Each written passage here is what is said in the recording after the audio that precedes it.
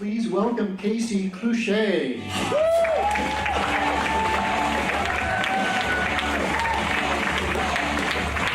Good evening, everybody. My name is Casey. I'm happy to be here. Where are all my married people at? I've been married almost 18 years, and my wife is amazing.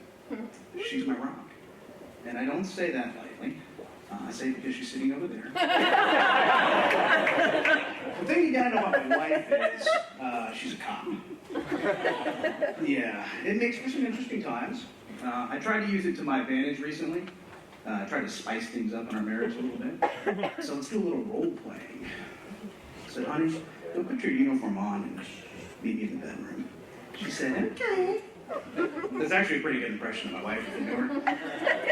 So she came in the bedroom. I said, all right, I want you to treat me like I'm a perp. Have your way with me. So she started off with a frisk. I said, okay, I like where this is going. And then she handcuffed me. Okay. Well, then she pepper sprayed me. Hit me in the head with a baton. He kicked the shit out of me when I was on the ground. To top it off, she planted a bag of Coke in my pocket.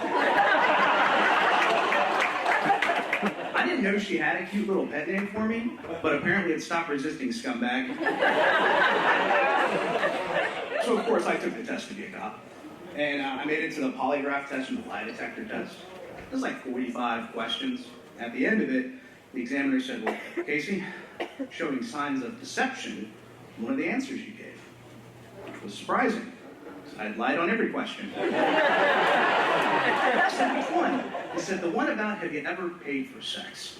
Now, there's really a reason why this test would say you're lying. I told him that's a subjective question. Thanks, Mom. I said, if you mean have I ever taken a girl out, paid for dinner, and paid for drinks, and at the end of the night, hope things went my way? Well, then yeah. But if you mean have I ever picked up a hooker off the street and paid for sex? Yeah. Well, then yeah. I passed. Made it on to the physical fitness portion, which was surprising because I didn't know cops even had a physical fitness test. I was a little worried about it. Not in the best shape. In fact, I think I'm at the worst possible weight you can be because I have all of the negative side effects of being fat, hypertension, pre-diabetic. I haven't seen my dick in 4 years. It's still there, trust me. I can smell it. But all the negative side effects, I don't have any of the benefits of being really large. You know, some people that are really big, at Society where they can treat mine, make TV shows about them. My 600-pound life, my 700-pound wedding, The View. All shows about very large people.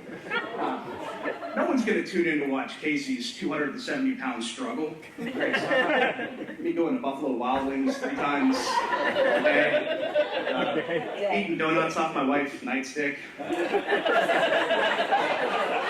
Doesn't help. I'm not the tallest guy in the world. My license says I'm 5'9".